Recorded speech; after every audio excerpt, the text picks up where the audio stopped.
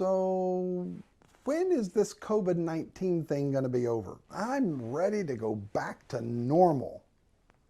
Well, let's talk about that.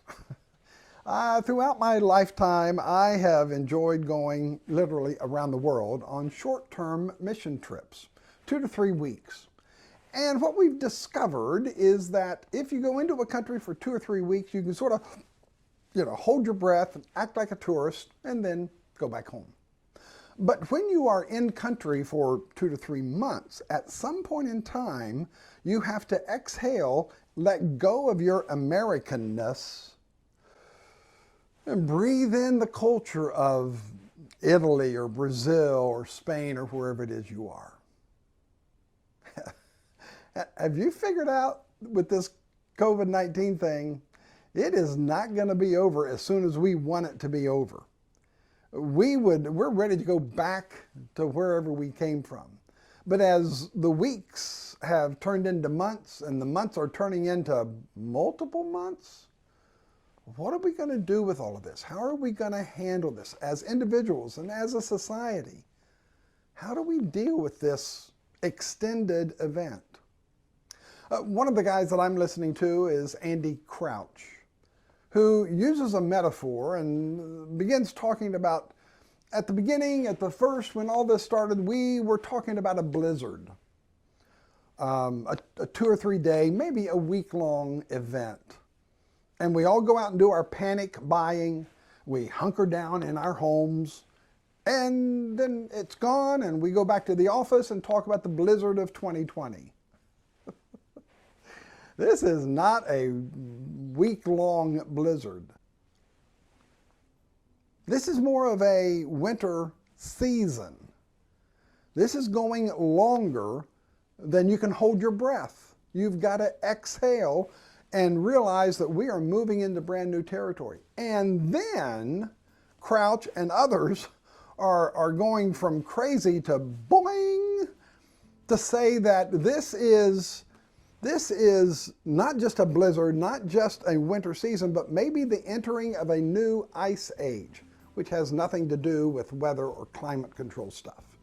The point is that because of this COVID-19 event, our world has had a paradigm-shifting moment where everything has changed.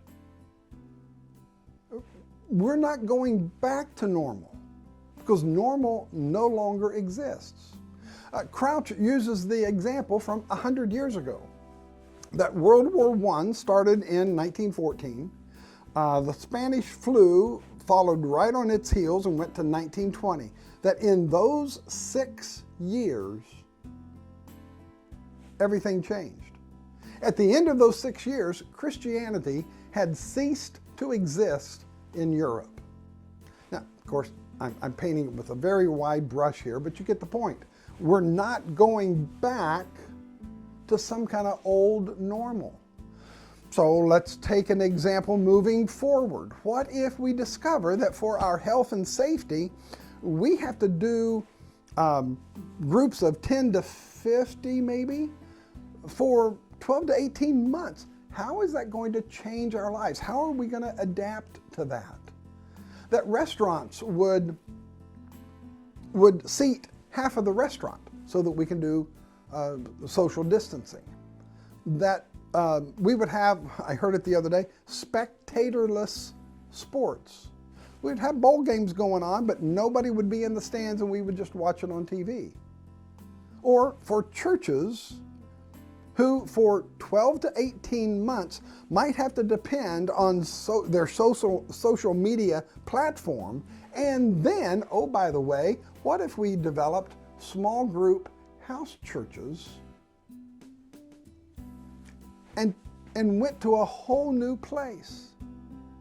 So what are we going to do with this? How are we going to adjust to all of this change? And I can hear some of you saying, I'm just going to hold my breath and return to normal. And you know what? A whole bunch of people will try to return to normal.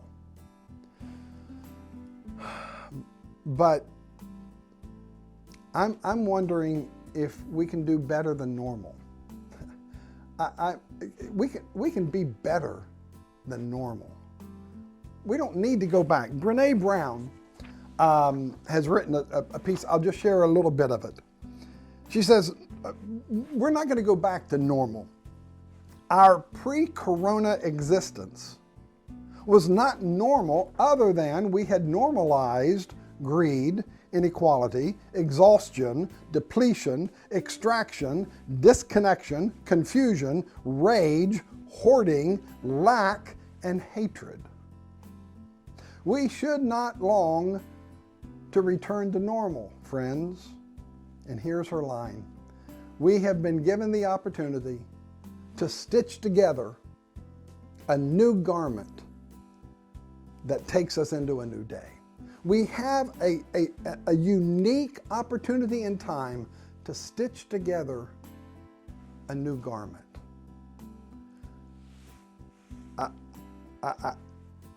Yeah, some people are going to try to go back to normal.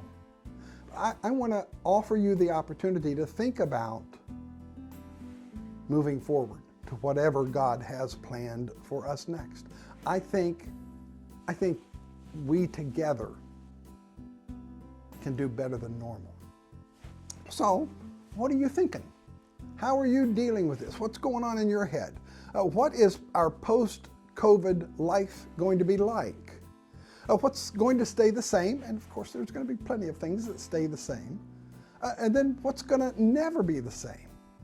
And how are you going to deal with that? How am I going to deal with that? I'd love for you to use the comments or an email to let me know, how are you processing all of this? For me, I don't want to go back to normal. I want to go to whatever's next. As always, thank you for being with me. You are in my prayers. God bless.